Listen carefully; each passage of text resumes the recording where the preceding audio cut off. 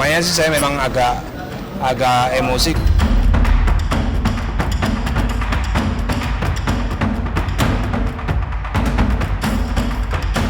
Saya juga mendesak Ahmad Dhani untuk ketika ada surat pemanggilan, jangan lari.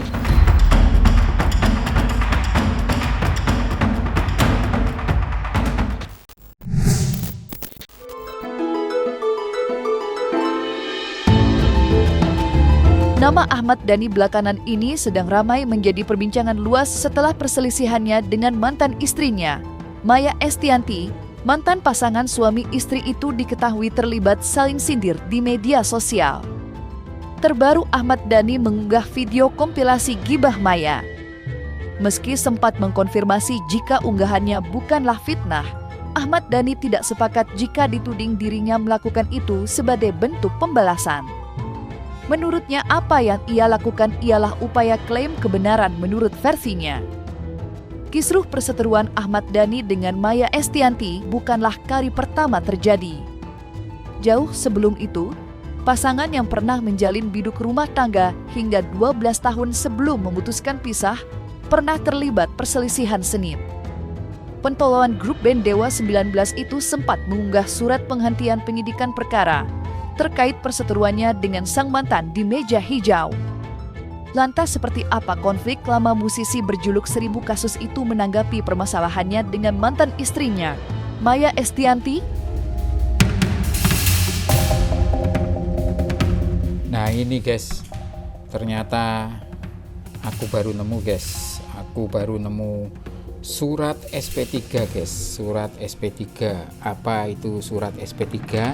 Surat SP3 itu adalah surat perintah pemberhentian penyidikan guys. Menghentikan penyidikan perkara atas nama tersangka, nama Dhani Ahmad Prasetyo guys. Terhitung tanggal 3 November 2028 karena tidak cukup bukti memberitahukan penghentian penyidikan kepada Kepala Kejaksaan Tinggi serta pihak-pihak yang terkait. Dalam hal tersangka ditahan segera dikeluarkan dan benda sitaan dikembalikan kepada yang berhak. Surat ketetapan ini berlaku sejak tanggal, ini guys, surat dikeluarkan di Jakarta pada tanggal 3 November 2008 guys. Jadi Dhani Ahmad Prasetyo tidak melakukan KDRT atau kekerasan dalam rumah tangga menurut SP3 atau surat keterangan tersebut guys. Pertamanya sih saya memang agak emosi karena kan saya juga punya anak kan, ya. Saya juga punya anak yang tentunya nggak kepingin dong ayahnya dibilang RT gitu kan, atau saya juga punya teman-teman dekat, tentunya juga saya nggak kepingin mereka berpikir bahwa saya adalah suami yang KDRT meskipun sudah ada surat SP3 gitu.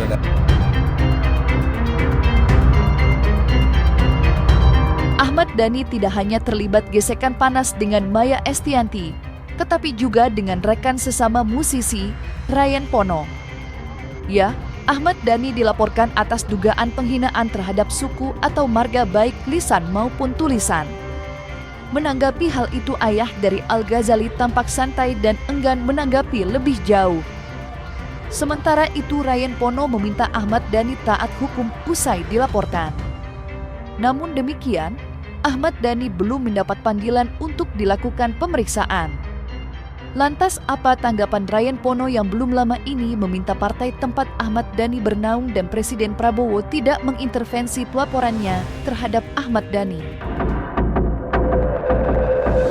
Siang ini, sorry kalau suara gue agak ini sebenarnya lagi dalam kondisi yang kurang fit, tapi harus mengupdate proses hukum yang sudah berjalan ini supaya masyarakat nggak berpikir bahwa kasus ini tuh meluap gitu aja gitu. Jadi apa yang sudah disampaikan Pak Jajang dan semua Ibu Fani dan semua tim kuasa hukum HJP yang mendampingi saya itu bahwa tanggal 2 Juni kemarin itu sudah dikirim surat pemberitahuan perkembangan hasil penyelidikan kepada saya juga, kepada HJP, tim HJP, bahwa tim penyidik sudah melakukan pemanggilan kepada beberapa saksi yang disebutkan tadi itu. Ada Kang Arman, Sekalian juga gue mau mengucapkan thank you Kang, sudah mau ikut memberikan keterangan. Sahabat gue juga Semi Sumorangkir, Badai juga, Ari Bias juga. Pokoknya semua saksi ini yang berkaitan dengan bagaimana proses chat, adanya tertulis nama Ryan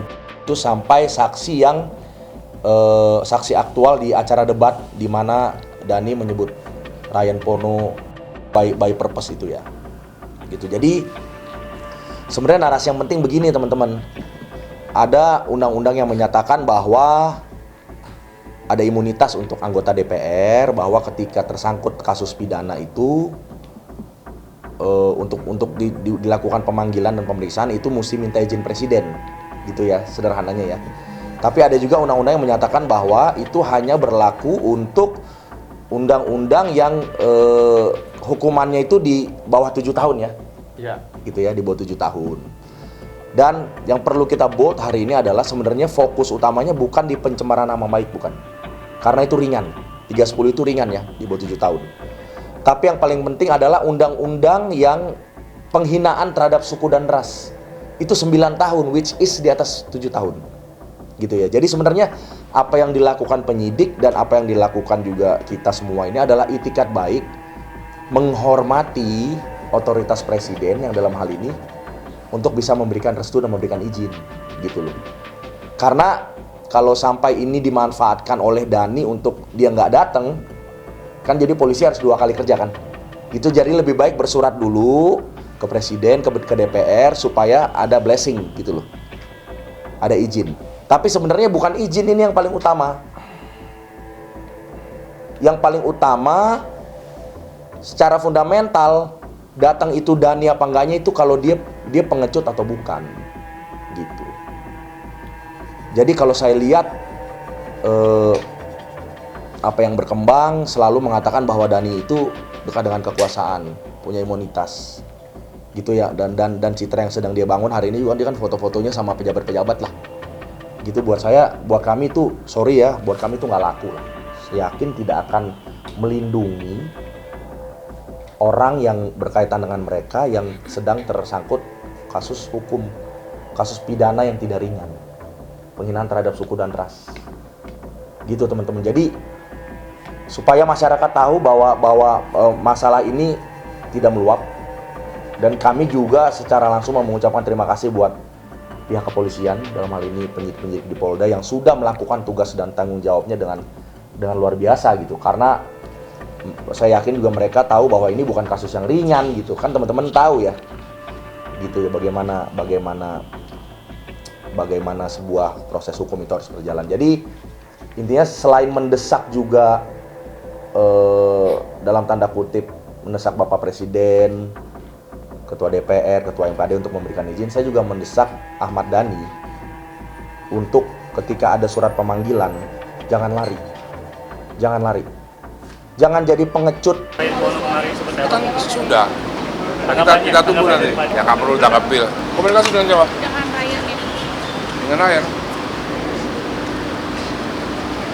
Sudah sih, sudah. Apa komunikasi Pak Den? Apakah gimana komunikasi kekeluargaan? Enggak, saya ngirim ini aja, ngirim video yang isinya TV salah cetak juga gitu tentang namanya dia gitu. Enggak, ada TV juga. Ada TV juga yang menyebutkan salah namanya dia gitu. Di teks TV itu saya kirim ke dia. Gitu. Tanggapan dari sana apa? Diem aja. Ya Mas ya. Di dia hubungi gue itu dia seperti cuma iseng. Jadi kan kemarin itu salah satu stasiun TV itu sempat salah nulis nama gue di running text tuh. Itu karena kesalahan typo koreknya sistem tuh.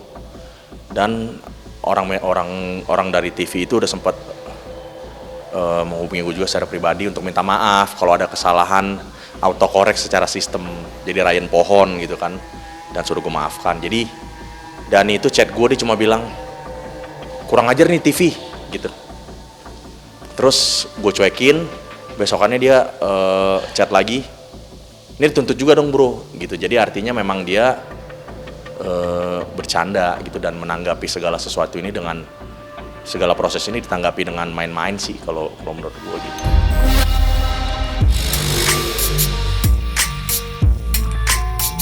mulutmu harimaumu. Peribahasa itu sepertinya cocok untuk menggambarkan kasus yang dialami Ahmad Dhani. Ya, musisi legendaris itu berulang kali tersandung masalah lantaran ucapannya sendiri. Setelah dilaporkan oleh penyanyi Ryan Pono, Ahmad Dhani harus berurusan dengan Mahkamah Kehormatan Dewan setelah celetukannya yang mengusulkan pemain luar negeri dinaturalisasi dan dinikahkan dengan wanita Indonesia. Akibat ucapannya itu, musisi yang disebut-sebut satu dari sejuta itu panen hujatan.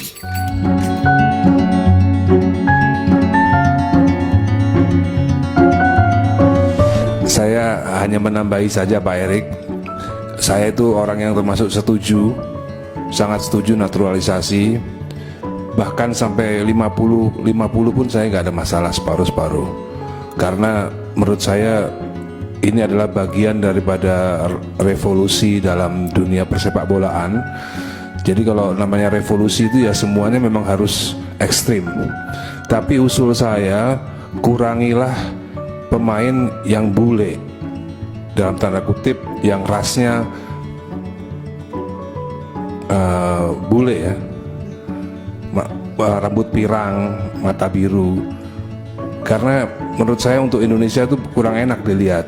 Kalau bisa dicari yang mungkin dari yang rasnya mirip-mirip dengan kita, entah itu dari Korea atau dari Afrika yang mirip-mirip kita gitu.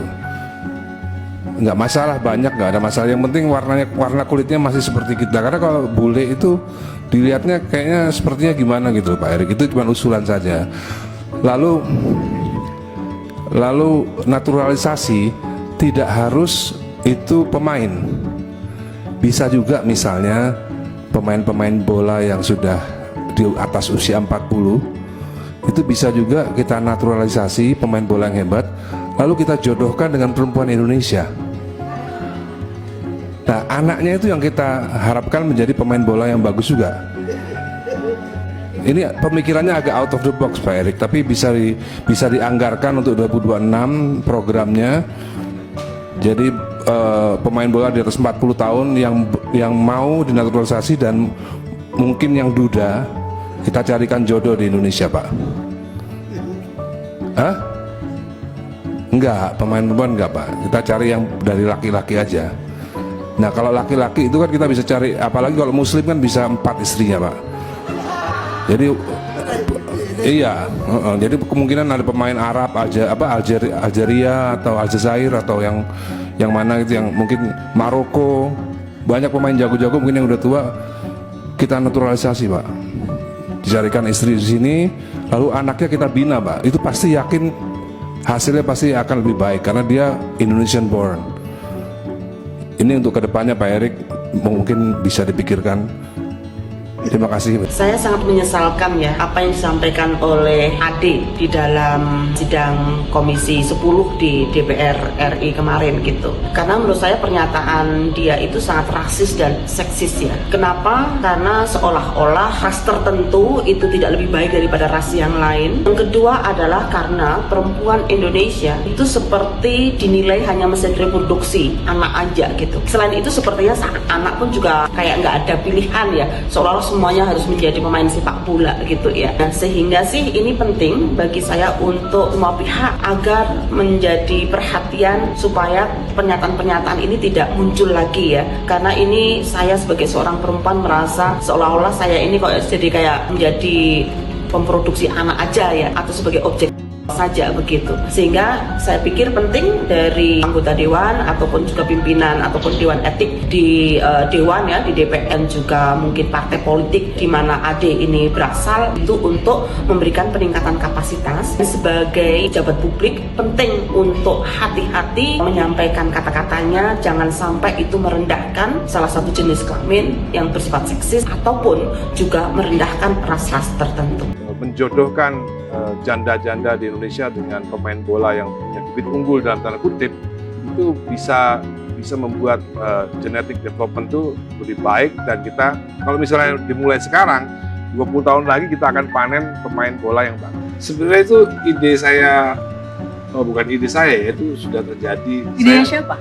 Itu sudah terjadi di China waktu entah 15 tahun yang lalu, saya udah dengar itu. bahwa di China itu sudah digalakkan hal-hal seperti yang namanya genetic development. Karena mau nggak mau salah satu dalam usahanya untuk memperbaiki. Kalau di China itu semua bidang olahraga, semua bidang. Nah, saya di sini spesifik di bidang sepak bola, ya tentunya menurut saya untuk memajukan persepak bolaan Indonesia, timnas dan lain-lain itu nggak bisa proyek 4 tahunan atau 8 tahunan, harus panjang, harus ada GBHN, garis besar haluan harus ada gitu. Jadi harus ada proyek jangka panjang. Makanya kemarin kalau bisa ada ketum PSSI yang bisa 10 tahun, per 20 tahun itu lebih baik. Karena kalau diganti setiap 4 tahun tuh jadinya nggak bisa pakai program yang bikin GBHN-nya tuh agak nggak terkonsolidasi antara ketum yang lama, ketum yang baru, ntar ada lagi ganti lagi gitu. Jadi menurut saya, atau mungkin ada biro khusus di pemerintah yang memang untuk dalam programnya untuk memperbaiki genetik ya, dalam olahraga khususnya. Perseteruan panjang antara Ahmad Dhani dengan Maya Estianty bisa dikatakan berjilid-jilid. Meski keduanya sudah memiliki pasangan dan hidup bahagia dengan pasangannya, ada saja yang ributkan keduanya. Percikan api perseteruan mulai tampak saat Ahmad Dhani dan Maya tidak kompak menghadiri acara puncak pernikahan putra sulung keduanya, Al Ghazali. Entah siapa yang memulai, tetapi dari situ perselisihan keduanya mulai membara. Entah kapan bara itu akan padam atau bisa jadi sebaliknya, terus menyala dikipasi keduanya. Ada pemberitaan yang enggak nih, tiba-tiba image kamu hancur nih di media sosial. Saya itu juga paling tenang, sabar, polisi dah gitu. Bener lagi ya, bener ya. Dengar-dengar lagi terkhianati sekarang ya. Nanti kali ya. Kalau. Nah, bahas yang lain. Pernah mengalami pengkhianatan? Pernah juga. Diselingkuhin cewek? Udah lama, iya. Pernah juga. Berapa kali? Sekali. Nah, di prosesnya saya nggak pernah ngerasain, Bun. Begitu jadian? Malah setelah putus saya baru tahu fakta-fakta ketika. Oh, berarti udah dong tetap kalau kayak gitu. Lama loh, berapa tahun pacaran? 5 saya bukan jodohnya aja kali ya. Ya, baiklah. Sekarang saatnya semua pihak untuk introspeksi diri, merenung, berpikir, ya menyalahkan diri sendiri. Karena untuk menyalahkan orang lain itu mudah saja. Anak kecil juga bisa kan, yang perlu kita pelajari gimana menyalahkan diri sendiri. Ya kan saya selalu bilang, saya ini cuma melakukan reaksi aja. Kalau ada aksi membuka fitnah-fitnah lama lagi, ya tentunya akan ada reaksi lagi.